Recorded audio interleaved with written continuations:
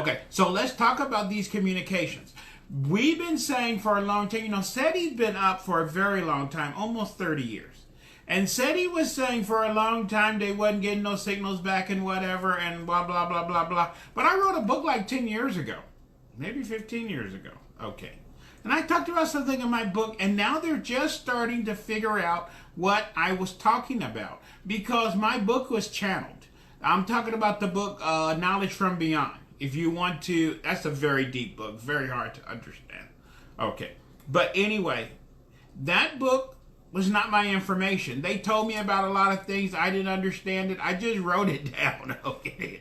And now, a lot of things I talk about in that book, science is starting to understand. Because back a long time ago, they was waiting for a signal, a radio signal to come through like what we was looking for. We send radio signals where we say, hello, how you doing, this and that. And we wanted a signal, somebody to reach out to us and to pick up the same thing. But what we started to notice is that at the beginning of the space program that there was one or two pulses of light that we was picking up in deep space. And we thought at first that these was, supernova star explosions. Then we picked up a few more. We said, oh, those are just neutron stars. And as we get more and more stuff, we keep finding more and more flashes. And these flashes been coming from all over the place. And before, we was only picking up a few. A few a year. Then it was a few a month. And they're everywhere. Okay. Now we've been picking up flashes of light on the moon, which have been recorded for the last hundreds of years. And before there was a flash that was recorded this year, and 2-3 years later somebody recorded another flash. And now that we get better equipment, we're picking up flashes from the moon all the time. Okay. We even have a new name now. Now we call these, let me get you the official name, because remember, I don't like to talk crazy. I like to talk so you can go and Google this and look it up yourself. Yep. Now that we've been picking up these flashes like crazy, we know that these are probably not supernova star explosions. They're not pulsars, because they're coming from all over space and they're coming in patterns and they seem to be flashing back and forth. Now we're thinking maybe somebody's communicating. And we came up with a name called fast radio bursts, which are called SRBs. And these SRBs are everywhere. And now we just put up a new satellite, and this satellite is picking up FRBs like crazy. And these SRBs, the more sensitive our equipment is, the more we keep picking up. And space is flashing on and off like a Christmas tree. Okay. And we still can't figure out what is going on and what is all these flashes all about. And why is everything flashing on and off? But we're thinking maybe somebody is doing something. Maybe this is some type of communication that we don't understand. Okay. This is what I wrote in my book 10-15 years ago that was going on, because they told me about it. And this, to start, we always like to go back to the beginning. Okay. We're going really far back. We're going back to the Bible. Okay. In the book of Revelations, it talk about, if you go Revelations 4 and Revelations 15, it talk about this sea of glass. And God is standing before this sea of glass. And then they talk about this other sea of glass. And these creatures that are full of eyes. Now, we already talked about these creatures that are full of eyes in the front and the back, and what these creatures with eyes are all about. Remember, those eyes are portals. Okay, we talked about that. We talked about our good friend Yogosloth. That was a very scary conversation. If you missed about Yogosloth, go to YouTube and you can pick up the conversation about Yogosloth. Okay, and that's how people do time travel. One way is through Yogosloth. But they're talking about this sea of glass. I'm going to explain what is talked about in some of these books, like not only in the Bible where they talk about this sea of glass, but I'm going to introduce a new word to you called reflectivity. Okay. And this is the reason why we had to ban nuclear bomb testing back in the 1960s. And we want to make sure that no one does surface atmospheric nuclear bomb testing, because this was catastrophic on something that occurred when we dropped the first nuclear bomb upon the earth. You can do all the testing you want underground or micro testing, but you cannot do any nuclear testing on the ground. Because when you explode a nuclear bomb, it produces a flash. This flash can be seen for light years away. Okay. And what happened when we dropped those 2 bombs on Japan? Some of our alien neighbors thought we was trying to send them a signal. Because what they do, which I'm going to explain later, they actually take a message and encode it in a ball of light. That is why we're seeing these flashes all over space.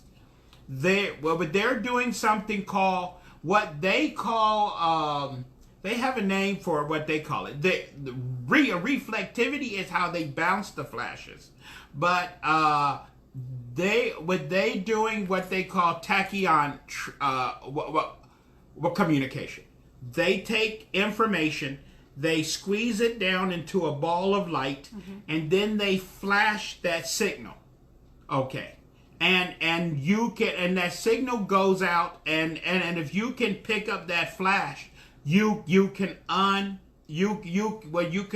open if you know how to unfold the message, you can understand what they're talking about.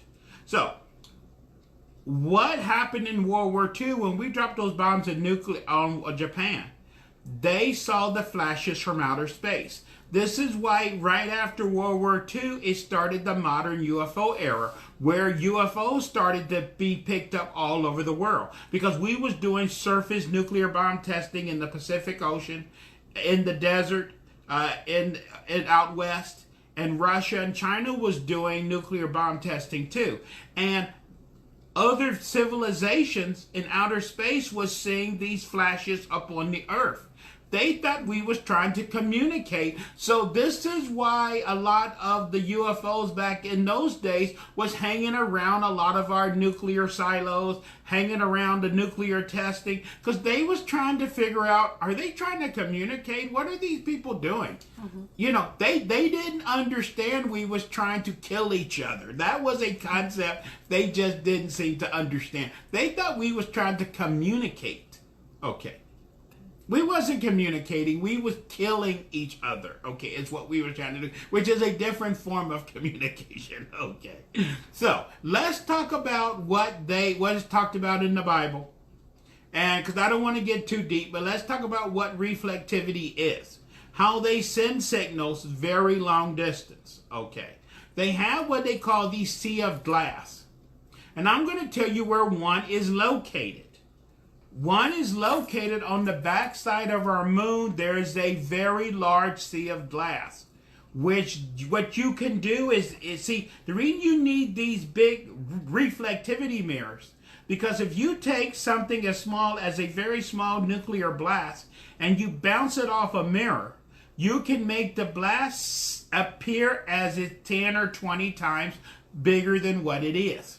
And the more distance you want this signal to travel, the bigger the flash it needs to be.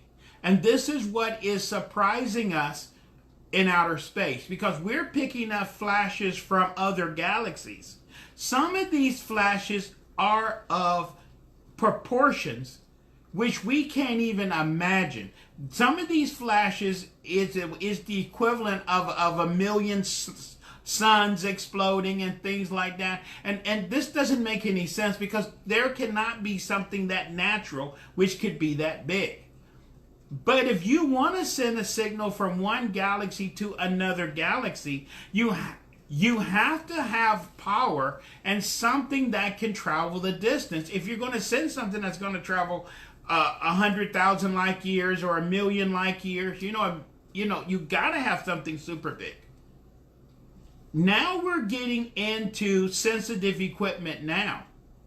a few months ago, we picked up a flash which is from a star which is only 11 light years away from us. And this star was flashing, and we picked up 11 pulses of flash from that star, 11 light years away. Okay. The closer things are, the dimmer the flashes are, the less powerful they are. But these ones that are meant to travel very long distances have to go very long distances. This year we're setting up an observatory to watch our moon, because our moon is flashing. But the flashes of our moon is very, they're not very strong. But they've been recording flashes on our moon for the last for the last several hundred years. 1 or 2 flashes. But now that we have equipment, there's flashes coming from all over the moon. And these flashes seem to be coming from certain areas on the moon. First we was thinking, oh, these are just meteors hitting the moon. These are just asteroids. This is just this or that. But they seem to only be coming from particular places on the moon. Why are asteroids only hitting particular places and not other places? And why that one place seemed to be hit a lot? Okay. Remember, the moon is hollow. We already had a meeting about that. We talked about, remember, there's 2 groups of those gray guys. Is the gray guys that live, you have the ones that are working with the people, that the guys that are inside the earth. And you have the ones that are working on the moon.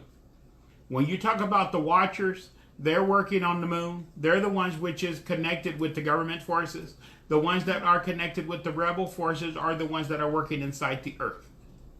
This is why they sometimes don't get along with each other, but normally they leave each other alone.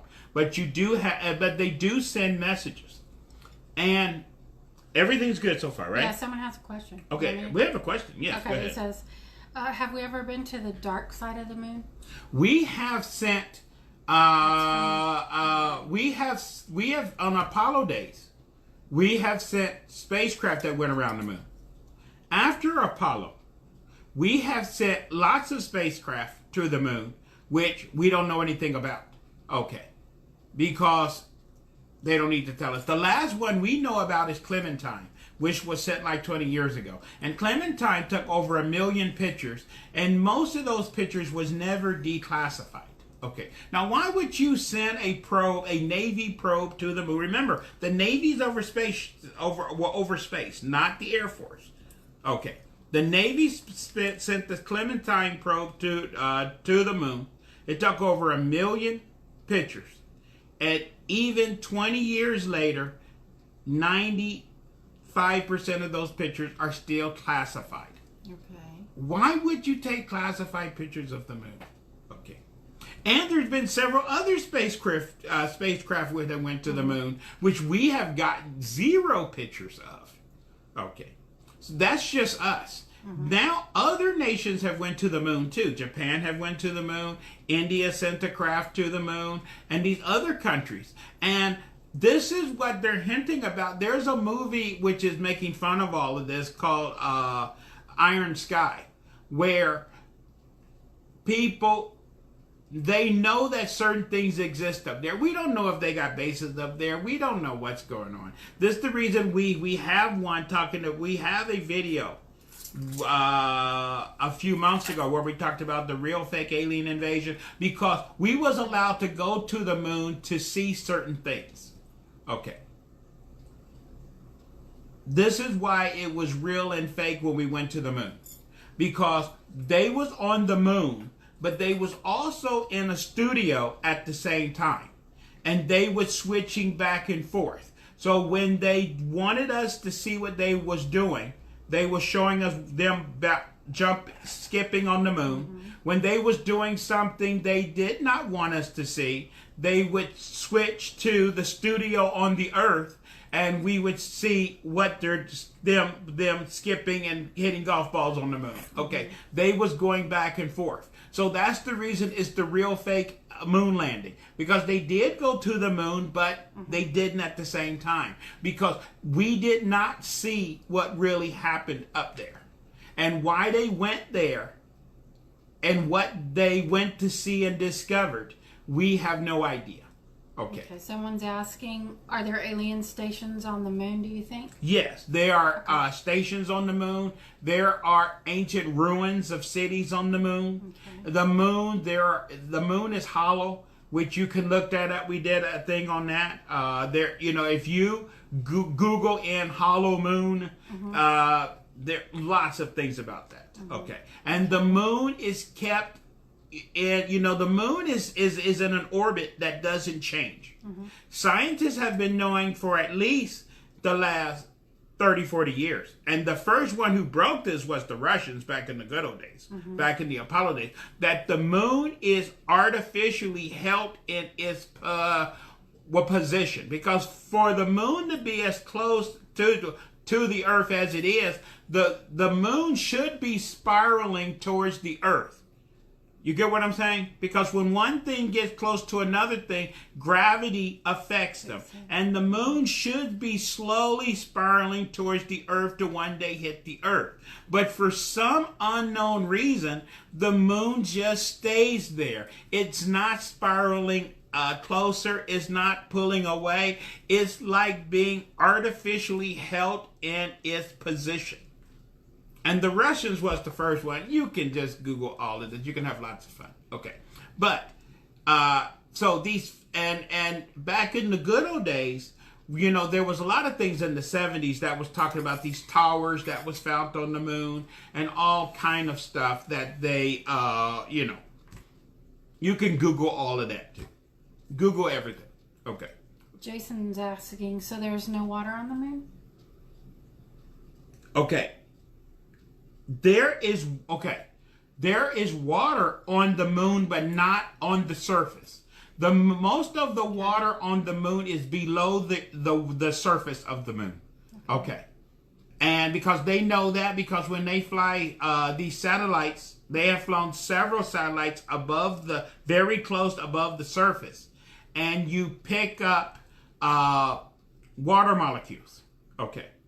So that means that underneath the surface is water. And this is what the movie Iron Sky they was making fun of. Because on the Earth, to make heavy water, which you need to produce if you want to make nuclear bombs or nuclear reactors or nuclear everything, you need heavy water.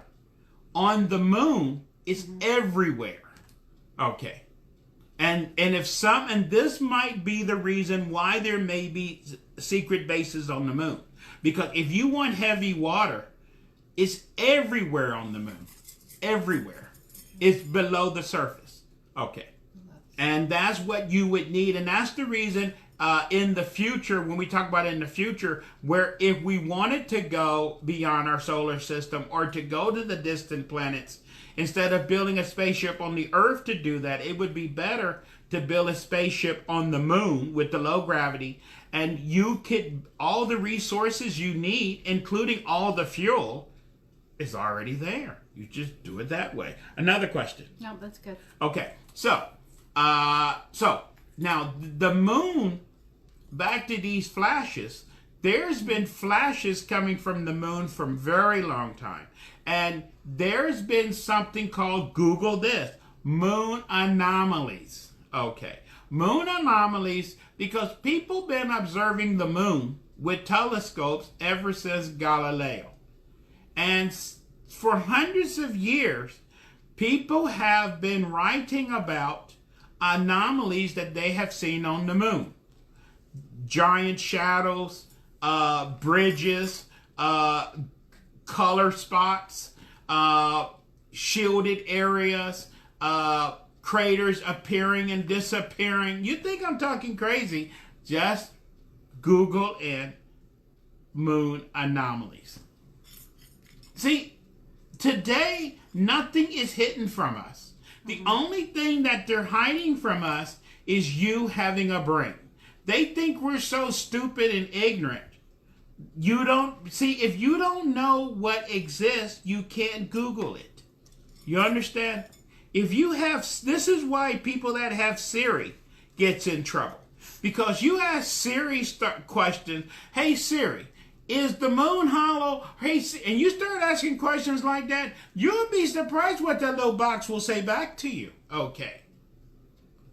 But most people only want to ask Siri, when is the Dallas Cowboy game starting Sunday? Okay.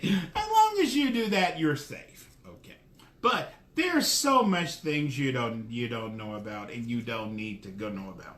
So back to these flashes. So what they do is they take these flashes of light and they bounce them off of giant, what they call these seas of glass.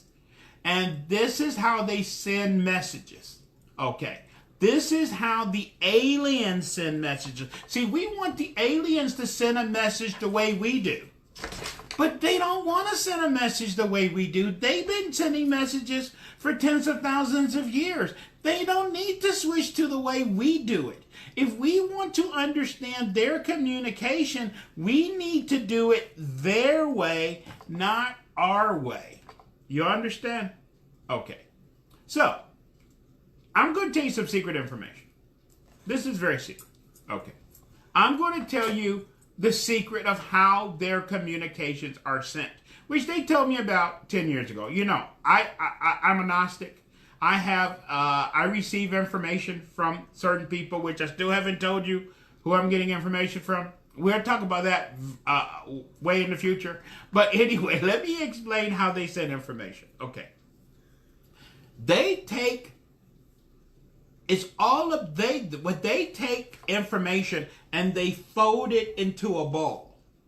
And they put this ball on a particle and they send it on a particle. That's the reason when they use a blast energy of light. If you receive this ball, you need to unfold it to understand the message. Okay. So to send a message or to receive a message, you have to know how to fold and unfold. Okay. And we're going to give the example of if we wanted to send the book Moby Dick to Alpha Centauri 1 light year away. Okay. The way we would do it is we would just broadcast it over a radio signal. That's too slow and it would take too long. No. We already can send scientists can already send light from, and light travels a lot faster than 186,000 miles per second. That's using photons. They're not using photons. They're using things that go a lot faster than the speed of light. But even so with our technology, we're going to have to use photons because we can't get into those exotic particles they use because we don't even know about tachyons yet. And we know about neutrinos, but we don't know how to use those yet. So we just have to use photons. Even if we was going to send Moby Dick on photons. Okay. At 186,000 miles per second, it would take 1 year to send the book Moby Dick from here to Alpha Centauri. Okay. So, how would you send it? You're going to fold the book up into a ball and you're going to send it. And then when they receive this ball over there, they're going to unfold the ball. Okay. And I'm going to tell you how it's folded because this is how I receive information from them. When they send me information, it is folded. The way we write a book, we have the cover on the outside and the information is on the inside. So when you buy a book, the Moby Dick, you go buy the cover of the book. Mm-hmm. So they spend a lot of money on covers of the book because the book can be crap. But if you if you spend a lot of money on the cover, like they used to do with photo albums, you can sell your book. Because people won't know the book is crap until after they buy the pretty book with the pretty cover. Okay. You get what I'm saying? It's the same problem you have with dating. You buy the book with the pretty cover, and then you discover that below the pretty cover, well, maybe you shouldn't have bought that book. Okay, you understand? But we'll talk about that on a different subject. Okay. But let's get back to how we do it. We put the cover on the inside. We put we put what the book is about on the inside. They do it totally different. So if we're going to send Moby Dick in the book, we're going to fold it. And we're going to fold it 10 times. Okay. So, in the first fold, It just says that this is a book about a whale and a fish. If you're not interested, you don't need to go no further than that. In the second fold is going to be a paragraph that explains that this book is about a whaling captain that was in the 1800s and he was trying to capture a white whale, and there's a one paragraph about that. If you still want to know more, you go to the next fold. The next fold is going to give you a cliff notes, give you like 2 pages that cover the whole thing of what the book's about. If you still want more, you go to the next fold. That's going to give you the first 3 chapters of the book. If you're still interested, you're going to do the next fold. That will give you the rest of the chapters of the book, where you have the entire book now. Then you go to the next fold. That is going to give you all the biographical information about the author and his name and where he came from and everything like that. And then after that fold, you're going to get the cover of you're going to get the printing instructions on how to print the book. And the last fold is the cover. They do it the opposite of way we do it. They see the cover last. They want the information first. They don't care about the cover. Because if you send a Moby Dick, and if they don't give an F about a guy trying to catch a whale, there's no reason to read the rest of the message. This is how they send messages on throughout space. They fold the message into a ball and they send it. People who have the gift of knowledge, this is how we receive information. We receive information in our head. And at first we receive it, and this information is telling us about something. And then we slowly, sometimes it takes days or weeks to unfold the message. But as the message is unfolded, every time you go back over it, you know a little bit more about what they're talking about. And then you go over it again, you know more and more. And slowly, over a period of time, you understand totally what they're trying to tell you. Mm-hmm. But you receive it as a speck. This is how the gift of knowledge works. So a lot of time when they explain things to me, when I first get it, I'm like, okay, so they're talking something about this. And, then a day or two later, well, I can explain a little bit of it. And then a few days later, I'm an expert. I understand all about it, everything. Okay, it is unfolded. Okay. And this is how they send information to me. This is how I receive stuff.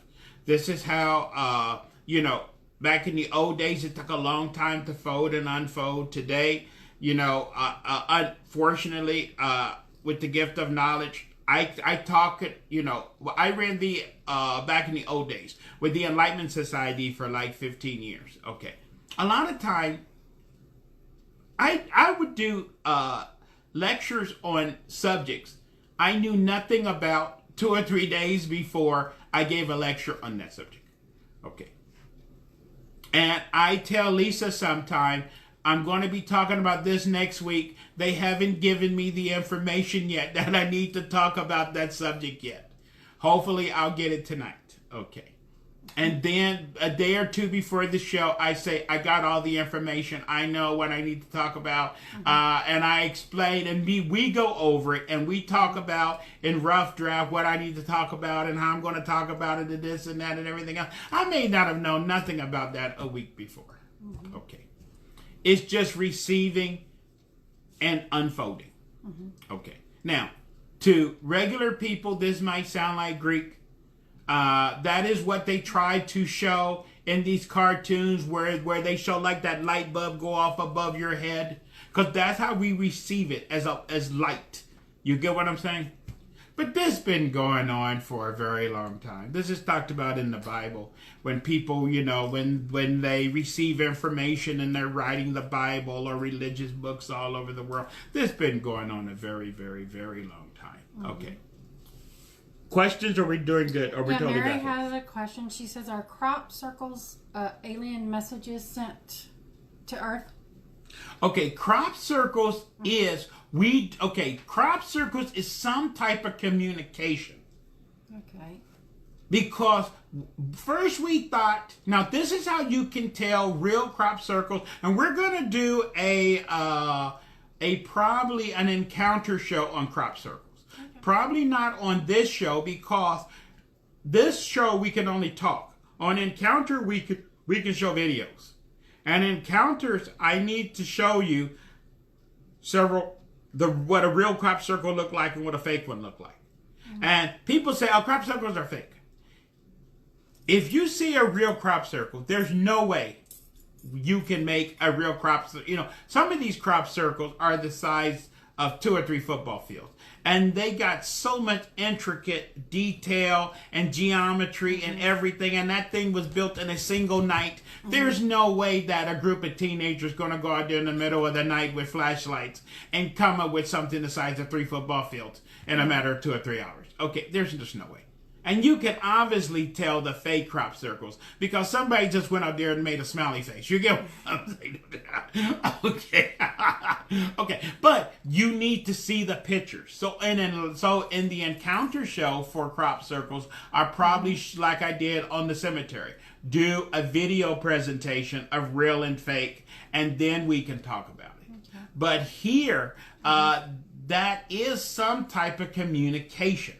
Because those patterns seem to be telling us something. And when you look at the pattern, instead of just looking at it, but when you start looking at the geometry of the pattern and things, there seems to be a message. The problem we have with crop circles, the problem we're having that NASA is picking up now that they know that these flashes of light is some type of alien or communication, we don't understand.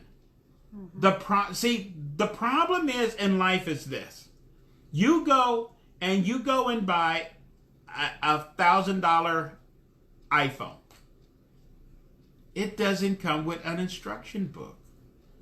You're supposed to figure this thing out. Mm-hmm. You understand? Okay. This is the problem with life. You're born in life and you got this brain, you got all this capability. It doesn't come with an instruction book. And by the time you get to be a teenager, you're halfway, you're lost. Right? Because there's no one to tell you. Well, people always try to tell you what you can do to ruin your life, but there's no instruction book on how to do it the right way. So we see these crop circles. There seemed to be some message to them. It seemed to be some geometry trying to explain something, but it's way over our heads. Okay, and crop circles don't only appear in England. They appear in different places all over the world. So that's going to be a different show. But that is the same problem we're having everywhere, because remember, we're not the only people that live on this planet. Mm-hmm. And these other people that live on this planet are communicating. And this is something very scary I'm going to tell you now. Mm-hmm. Okay. This has been going on ever since the 70s. It's been going on for thousands of years. We only have the technology since the 70s to be picking this up. We keep picking up communication and radio signals, not coming from deep space, coming from deep within the earth. Okay. How can radio signals be coming several hundred miles below our feet? How is that possible? Who is sending messages hundreds of miles below our feet? And where are these messages going? See, this is like a game. This is why the Greeks called it divine comedy. Because we don't even know what time it is. You get what I'm saying? We're just the dummies that live. Remember, the gods live in Asgard, which is on the inside of the earth. They're communicating with their friends. Their friends come and visit them sometime. That's why we see these strange craft entering and leaving the oceans and going into mountains. And they're like, isn't there some rude, primitive people that live on the surface of this planet, oh, don't worry about them. They're so ignorant and stupid. They don't know what time it is. They're killing each other. Don't even bother yourself with them. Okay. We're just the ignorant people that live in Midgard. Okay. The outside of the earth. Okay. But these people, this is why things are coming to a head. Because when we first found out about these radio signals, first it was just 1 or 2 a year. Then it was several a month. Now we're picking up dozens every day. It's not that the signals have changed. It's that as our equipment gets better and better, we can pick up more and more stuff. This stuff been going on for thousands of years.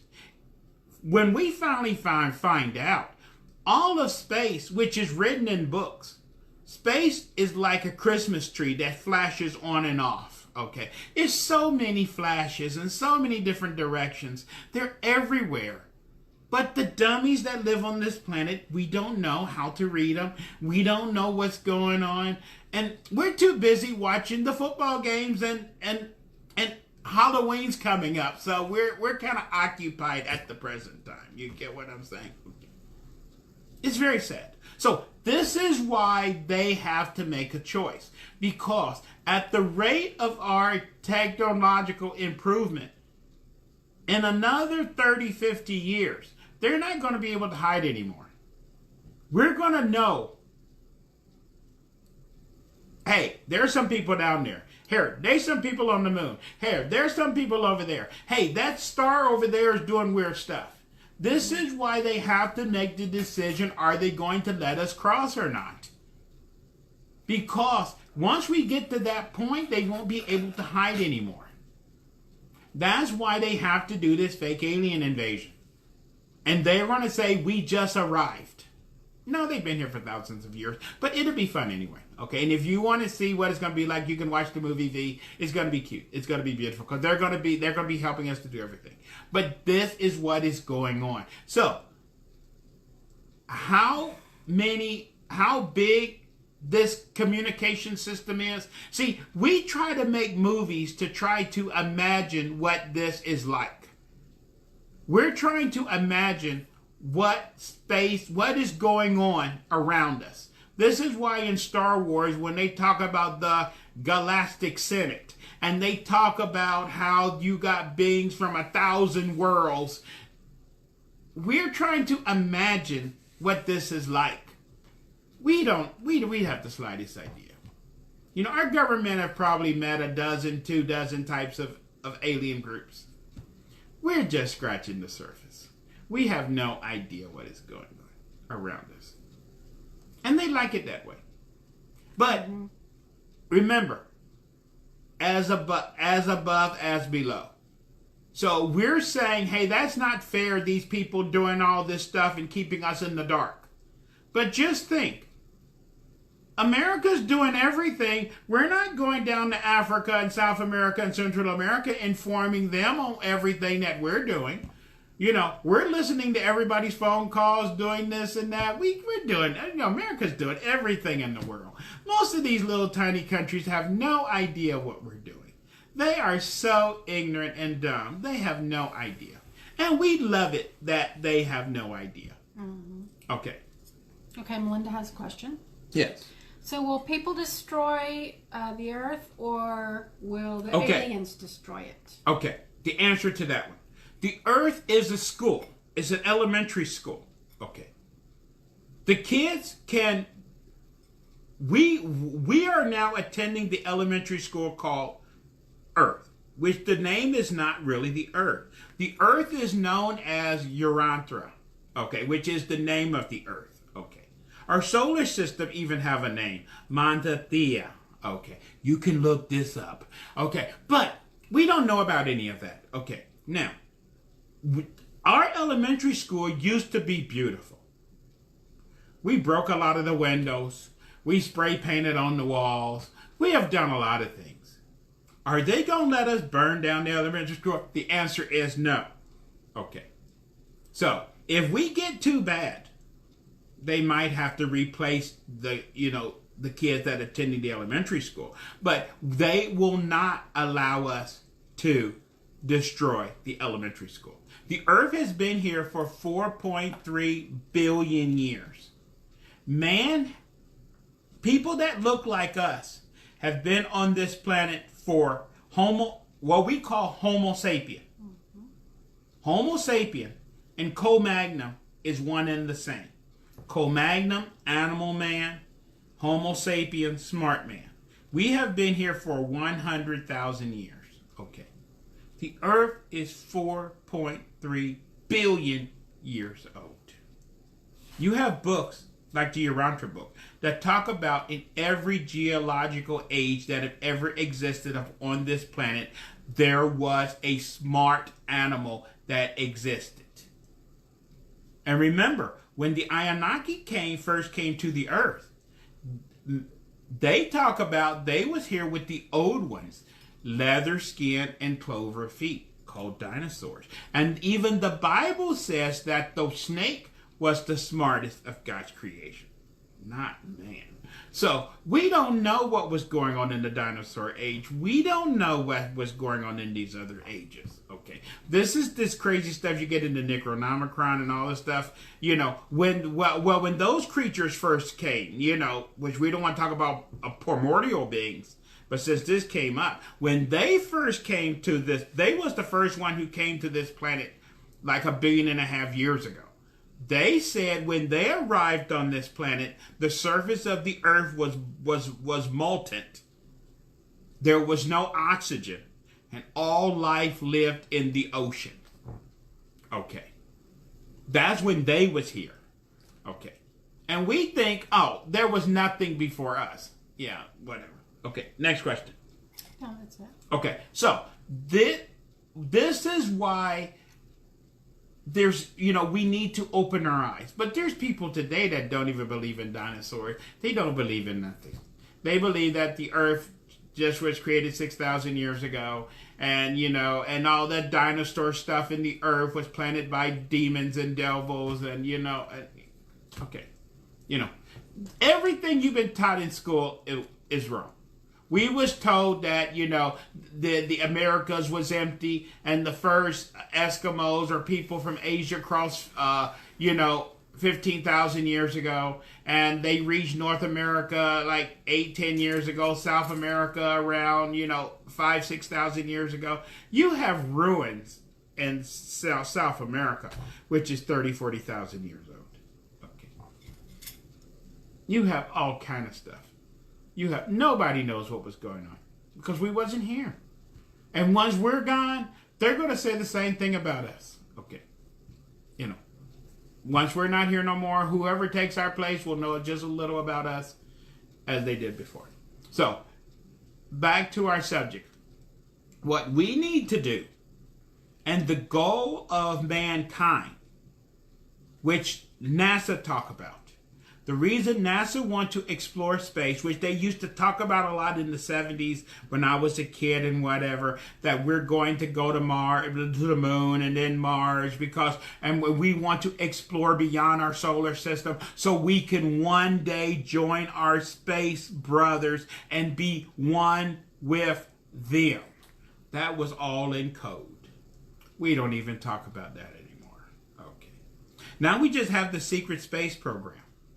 It's not even secret anymore. Our president is trying to declassify the secret space program and call it Space Force. Okay. That's the beginning of the secret space program becoming unsecret. Because now we have this new branch of the military called Space Force. And he put a general over it. But Space Force have no people. Why would you put a general over nothing? What we don't know is that we got ships in outer space. We got thousands of troops in outer space. We got everything. Okay. That's why there's a general over it. Okay. There's so much we don't know. Okay. So we just need to slowly catch up. And what we need to do with our government officials, we need to pressure these people about the Disclosure Project and letting us know what is going on and letting them know that we want to know what is going on. Because it's getting to the point, if you go on YouTube, any of these sites, people, now that everybody's walking around with cameras, people are taking pictures of all kind of crazy stuff all over the world. And people on cruise ships seeing stuff coming out of the ocean and all kind of stuff. And they say, oh, that was a whale. Oh, that was this. Oh, that was swamp gas. Oh, come on, please. Okay. Are we that dumb? Probably. But we need to start waking up. This is the reason why I'm here. And if we want to communicate with the aliens, they've been communicating for tens of thousands, maybe millions of years. We just have to learn how to communicate. And now that we're starting to get the equipment where we can see their flashes, we need to be able to capture the flash and learn how to unfold the messages so we can read them. When we read these messages, it's not going to make any sense to us because they're talking about some problem they're having on some world that's 100,000 years more advanced than we are, and they're trying to fix it, and we're like, do this have anything to do with computer chips? Okay, but eventually we might learn, right? Or we can keep drinking the Bud Light. And we can keep laughing and giggling. And we can stay ignorant and dumb. Okay. I vote that we move up to the next level. And if we want to communicate, now that we know how the aliens are communicating, SETI kept saying we was not detecting any alien life. SETI have now come out and said, we look this up on Google if you think I'm lying. SETI have now said we have detected alien life. We just need to learn how to communicate. We now know that they are communicating. We just don't know how to do it. I just explained to you how it's done. I don't have the equipment. I don't know that. But you got some smart SOBs out there. Okay. They went to Harvard and Stanford and MIT. I didn't go to any of those places. Okay. They're smart.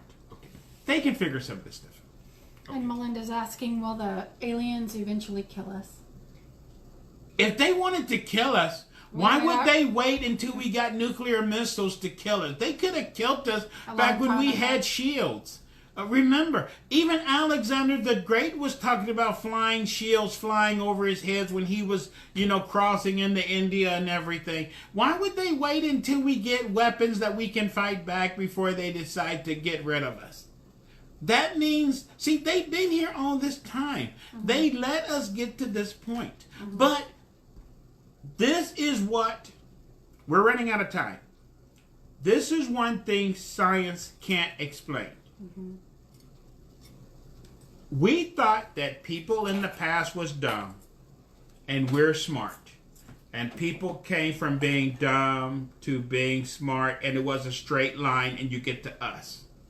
But now that we have something called archaeology and we're digging all over the world, we have discovered, Google this if you think I'm lying, that technology at our level has existed on this planet at least 4 or 5 times before. People have reached our level or sometimes surpassed our level in the past. Remember, we make buildings, the earthquake, they fall down. You have some places on the earth that ruins of cities that are 15, 30,000 years old, and they've been through tens of thousands of earthquakes. They don't fall over. Okay, you understand? And some of these building materials that they was using, we don't know how to do that. Okay, so what scientists can't figure out is how come if society have reached our level 4 or 5 times before, how come every time it gets to this level it goes back down? It gets to this level and goes back down. That is what they can't explain. Is that what's going to happen to us? Remember, in the Roman days, I talked about this before in closing. If you had a time machine and went back to Rome in Jesus' day, the average Roman, when Jesus was alive, lived in apartment blocks that was 6 stories tall. They drank out of glasses. They had restrooms. They had everything. 100 years later, they was living in straw houses drinking out of the river. That's why they call it the Dark Ages. For 1,000 years, technology was lost. How can you have technology and lose it for 1,000 years? I think that's what the movie, these apocalyptic movies are about. Where they talk about the Blade Runner and everything, or these movies like, some of these movies, about the future. Mm-hmm. We might be telling our kids 100 years, or our grandkids. Well, when I was small, there used to be these round metal tubes that used to fly through the air, and they could take you from one place. I'm tired of you telling us these fictional stories. There's no glass. There was no metal tubes that could fly in the air. Why do you keep telling us these stories? That's true. There was tubes. Okay. Is that what we're going to be sounding like 50, 100 years from now? Okay. There used to be these things that we used to get in, and it had wheels, and they would go real fast, and you could just go anywhere you want. Why are you telling us these stories? We're tired of you. Okay. We have a choice. We need to cross over. Okay. This is what the Crossing Project is about. Either we have to cross over, or we're going to go back down to the Stone Age again. That's the reason the Indians call it the end of the fifth world. If we go to the end of the fifth world, we get to start all over again as cavemen. And we get to start back over discovering fire, discovering the wheel. Oh, we have a good time. Okay. I don't want to go there. Okay. If you don't want to go there, you need to do your part. Because we all have a say. Okay. So, this gave us a lot to think about. This is something that... Now, why am I telling you all this? There's nothing you can do. But we have a choice. It's our life. It's our society. Do we want to live in that future where everything is beautiful? Or do we want to live in a future where we're drinking out the river, shitting in the river, and living in straw houses? Is that the future we want to give our kids? That doesn't sound too good. Okay. I think we can do better than that. So, I hope you enjoyed our scary speech today. You need to get this tape out and give it to your friends and say, there's a guy on the podcast. He's talking crazy again. And last Wednesday, he was really talking crazy. Okay. But a lot of things he said made a lot of sense. And I Googled some of it. And everything he said was on Google. I didn't know. Okay. Very scary. So